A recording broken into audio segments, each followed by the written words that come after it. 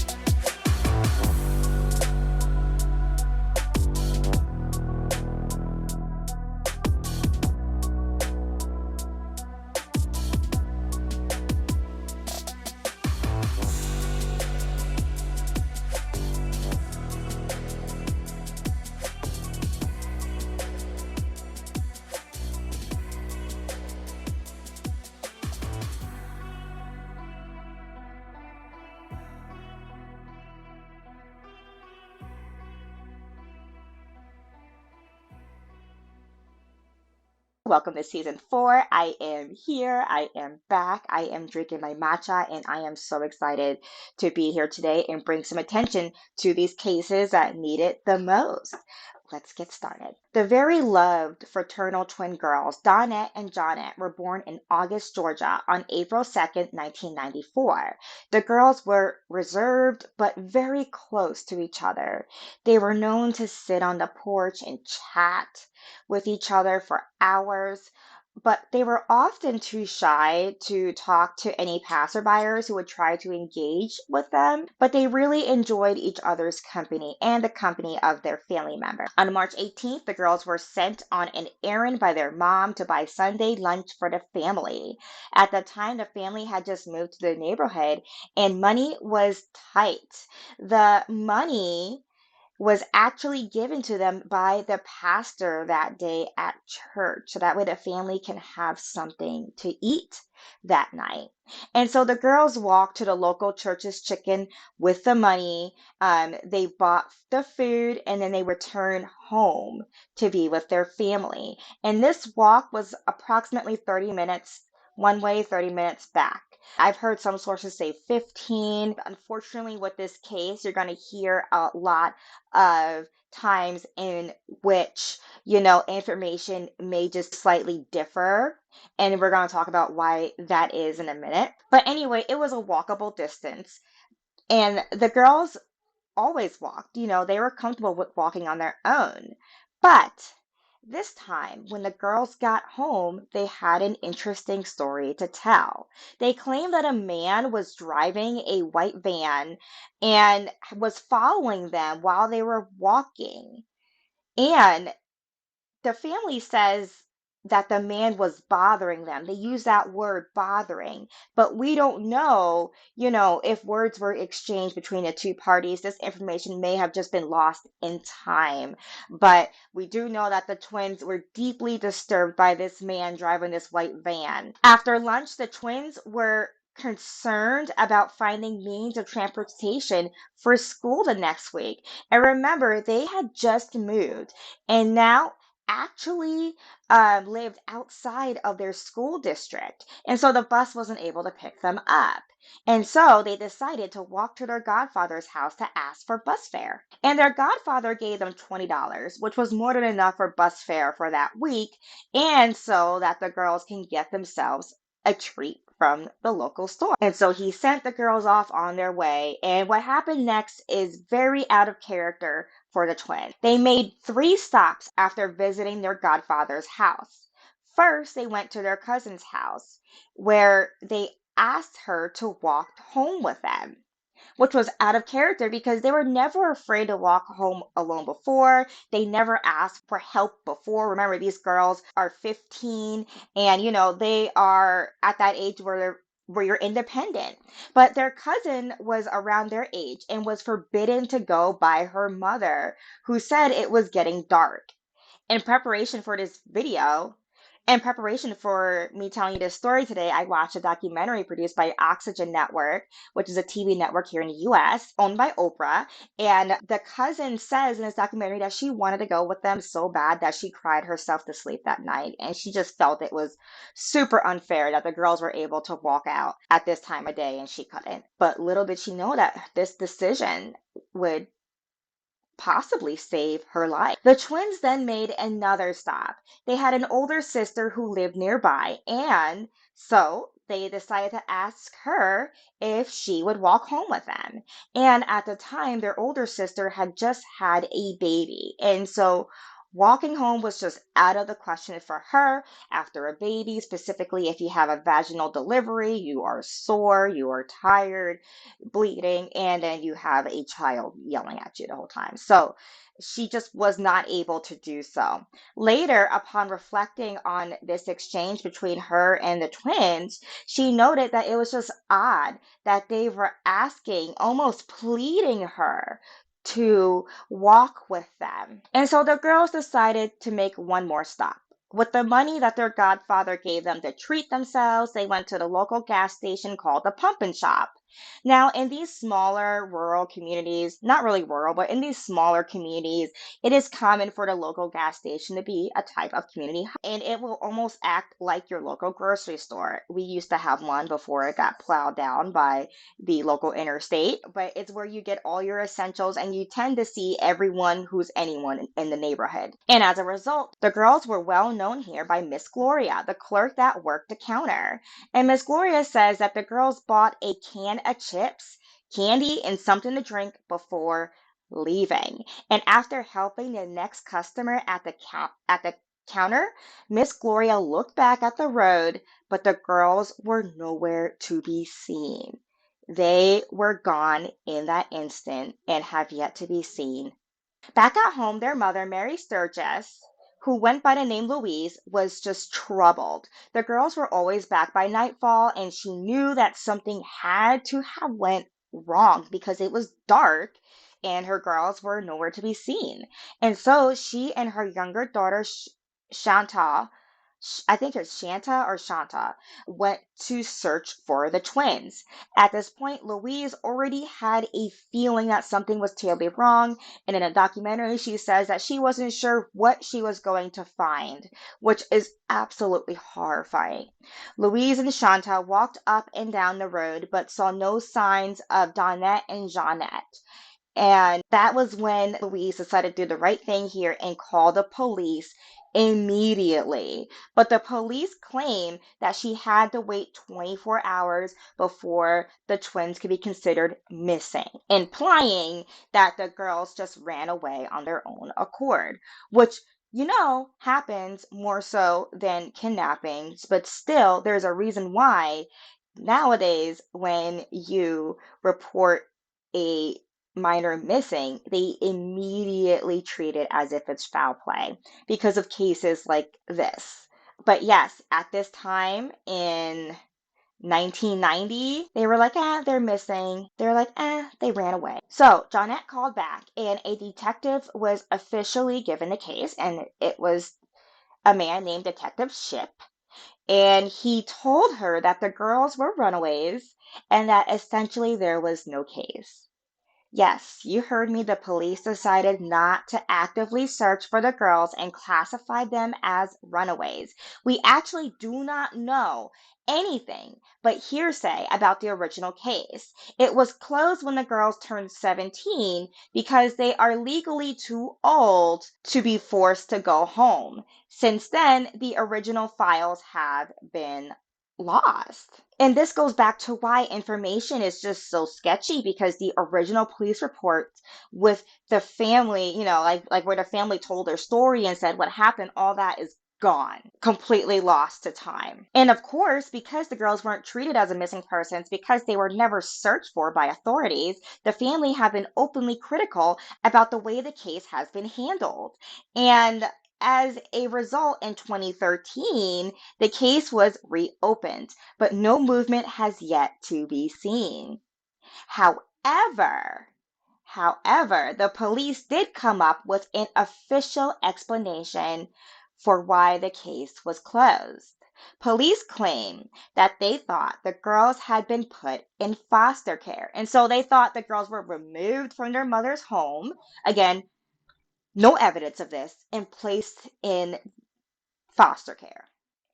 This, of course, is completely untrue. And the only explanation that the family can have for this confusion was that the twins did have family members who had a child in foster care. The thing is, I'm not sure if it was a last name mix up. There's not a lot of information on this other case within the family where, a child was placed in foster care, because quite frankly, it's none of our business.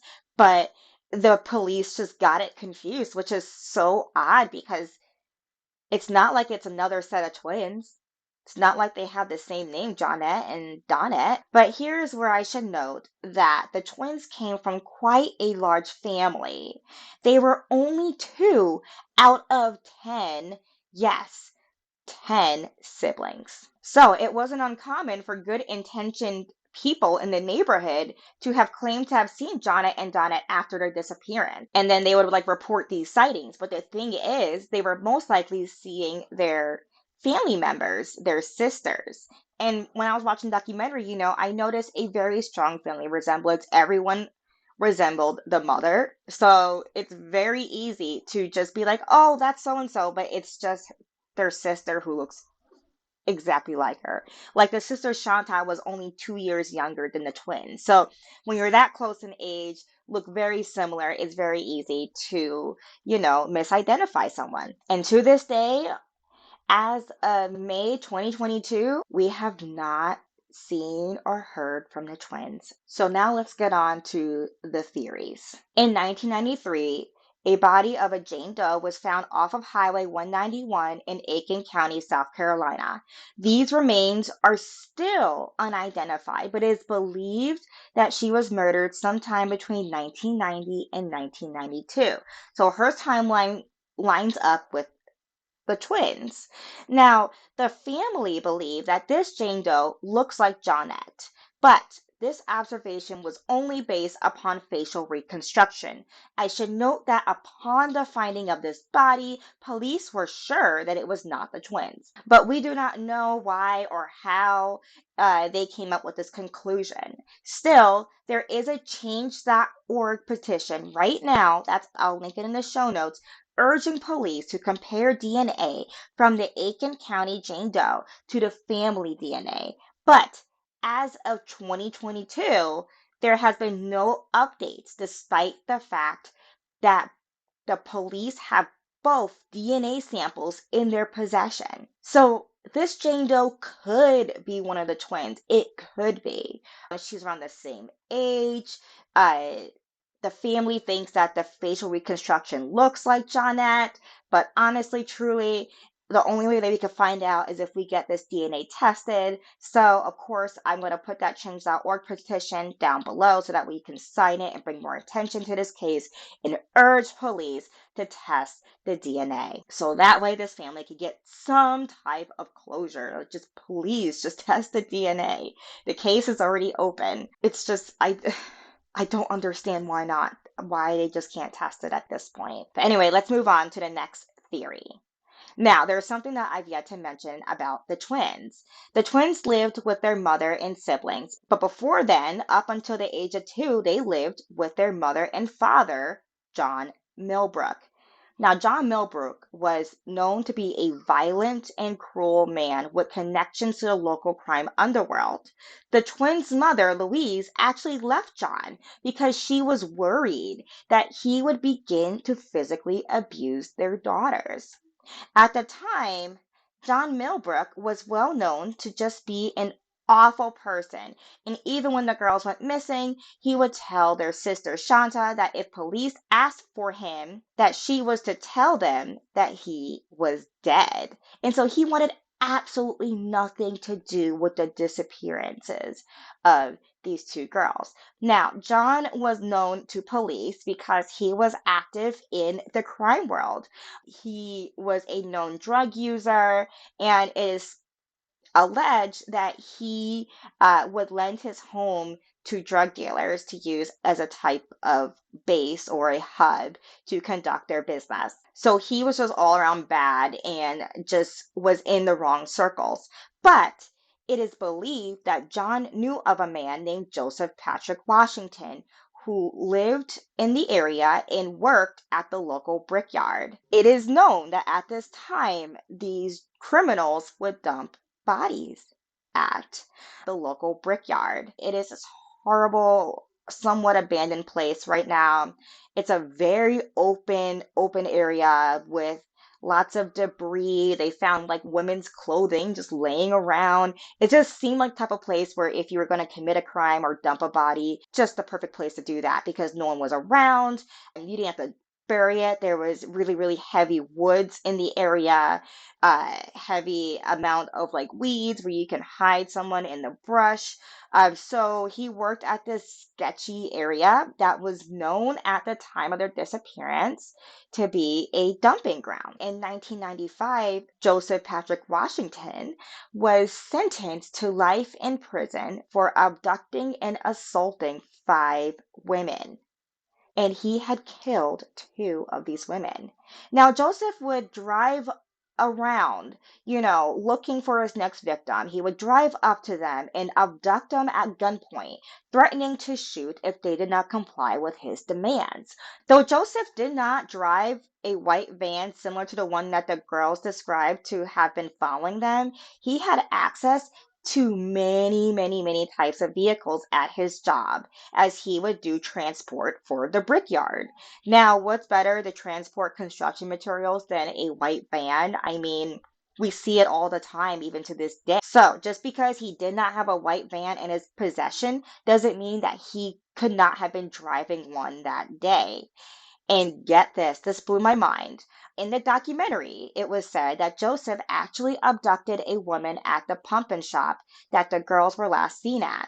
Now, I could not find any hard evidence online. I just wanted to be clear that I could not confirm this statement with the resources that I have. But even if he never abducted a woman from the pump and shop, the fact that he's in this area, in this neighborhood, living and working close to this pumping shop, and he's already known to have done this to 5 victims, 2 of which are deceased that we know of. It is not a far jump to believe that Joseph could have had a hand in their disappearances, especially in the manner in which the twins were last seen. Remember, the twins were last seen by the clerk in the pumpkin shop, where they said bye, they left the shop, and then next time she looked up, a few seconds or maybe a minute later, they were gone. And this kind of matches the way that Joseph would abduct his victims. He would go up to them very quickly, hold a gun up, and say, I will shoot you if you don't get into my vehicle. And of course, that would take what, 15 seconds, 20 seconds? It's the type of abduction that fits the facts that we have. And so that is one of the theories that many people are leaning towards. Unfortunately, Joseph is now deceased, and so we cannot ask him. And honestly, truly, we won't be able to trust anything he says anyway. But I am personally leaning towards the belief that Joseph knew of the twins, maybe saw them at their father's apartment, got interested in them, and maybe chose them to be their next victim. That is my personal belief, but there are so many theories out there, and we are going to cover one right now that I saw in the Oxygen documentary. So now y'all know that I tell you the truth. So as I mentioned previously, in preparation for this video, I watched a documentary called The Disappearance of the Millbrook Twins. Now, let me tell you, firstly, I could not find this documentary anywhere, not even on Oxygen, despite them being the original network to produce this documentary, and despite that it came out in 2019, and at this time it's only 2022. Now, the show was listed on Amazon Prime, but it was not available in my country, so that should have been the first red flag. And on top of that, the reviews were scathing. Still, I found the documentary on voodoo.com. I paid like $4 to watch this thing, which was $4 too many. And just to be honest, I really hope voodoo.com does not take my PayPal information and recharge me. The whole thing was sketchy, but I really wanted to watch watch this documentary because I wanted to see the family members so that way I can get information straight from the family who have the most information right now. Anyway, this documentary follows CNN contributor Laura Coates and retired detective Paige Reynolds, and they go on what I can only describe as a wild goose chase to solve this case. I got what I needed out of the documentary by watching the family and learning from the family's words.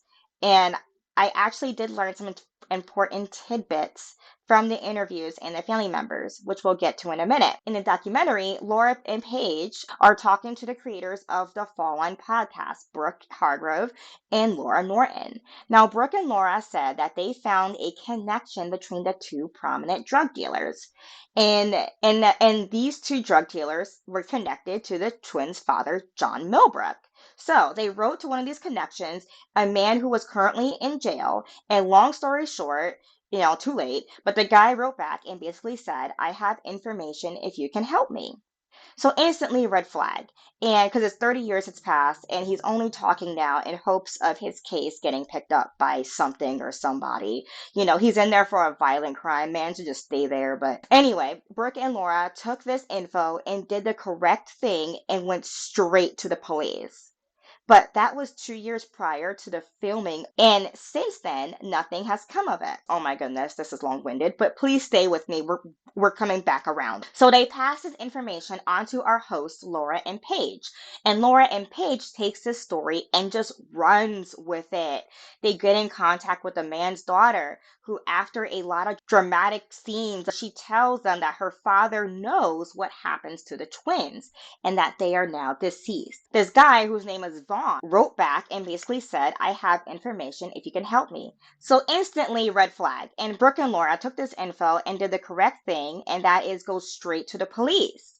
But that was 2 years prior to filming the documentary, and nothing has come of it since. And so they passed this information on to our hosts, Laura and Paige. And Laura and Paige take this story and completely run wild with it.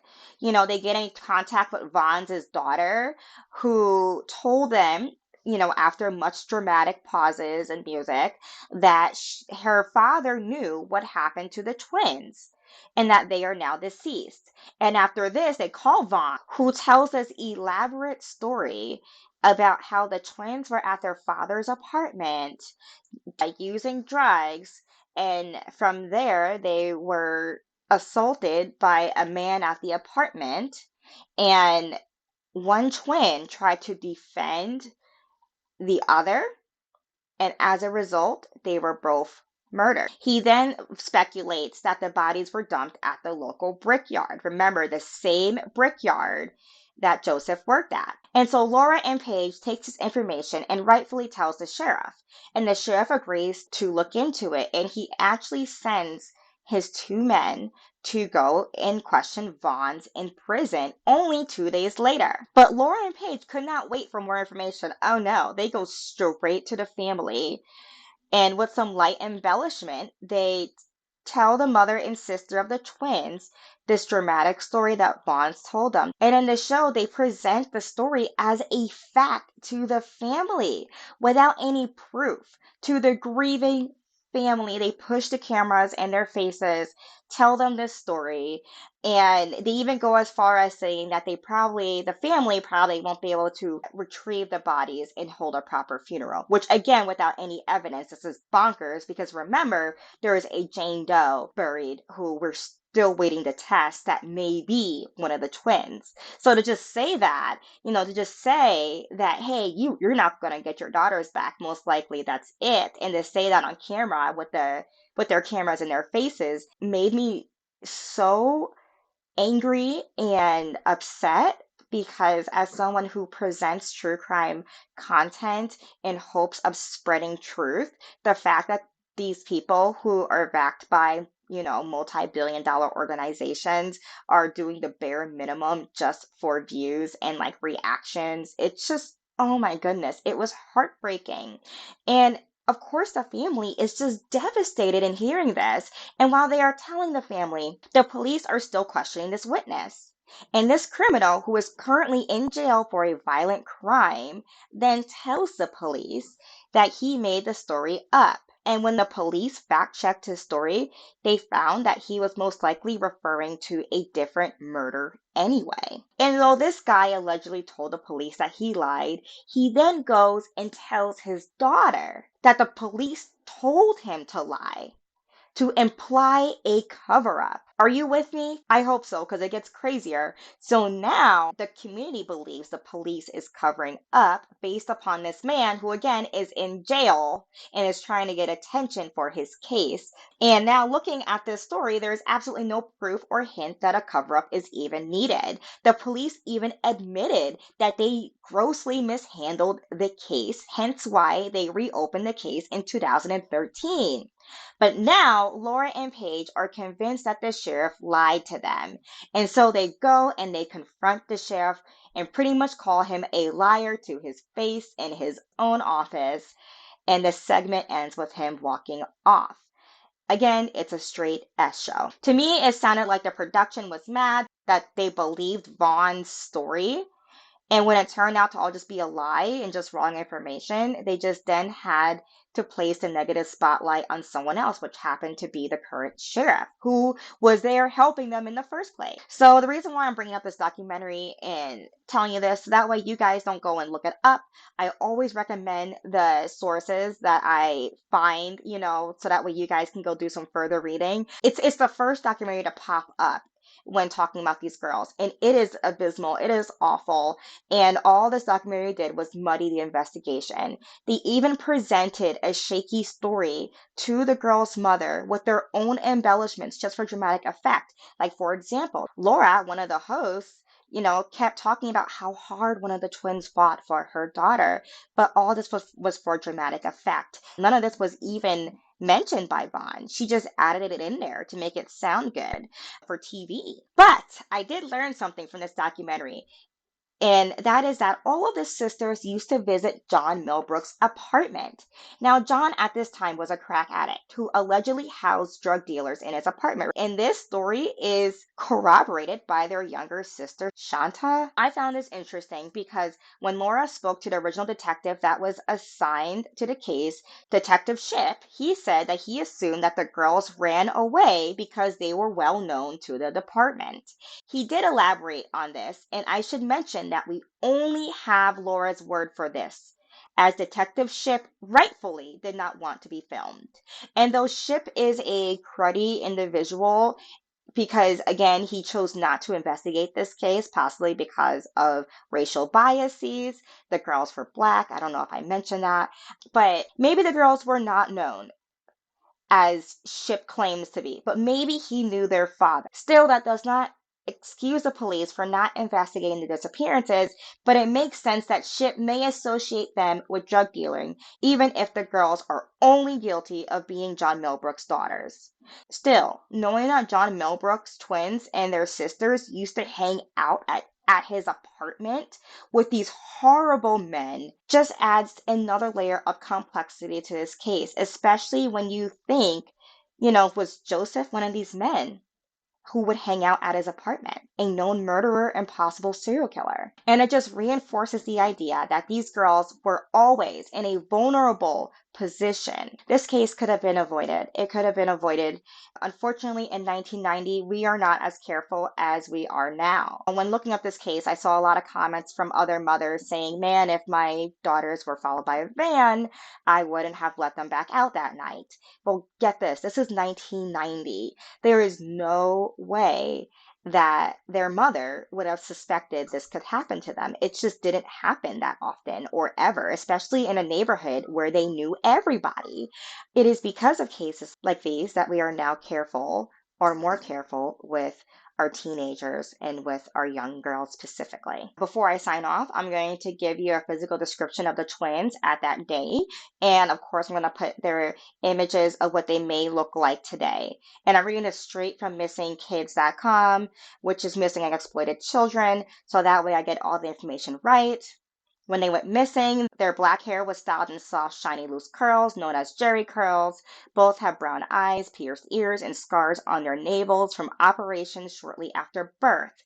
Donette was 5'6", 130 pounds, and described to be bow-legged. She was last seen wearing a white top with Mickey Mouse on it. Both girls loved Mickey Mouse. And white jeans with black shoes. Jonette was 5'4", 125 pounds, and she was last seen wearing a blue pullover shift, a white turtleneck, a beige skirt, white stockings, and white sneakers. The twins were in the 9th grade at Lucy Laney High School. If you are listening, I highly encourage that you look at the show notes so that way you can look at the computer renderings of what they may look like today, because of course there's always a chance that they did run away. No one really thinks so, but I like to believe that in these cases they are still alive. So that is the case of the Millbrook twins. And if you have any information, please check the links below. My name is Sophia Talley, and this has been True Crime and Knit. For more information, visit www.thedrunkknitter.com/truecrime. Stay safe, my friends.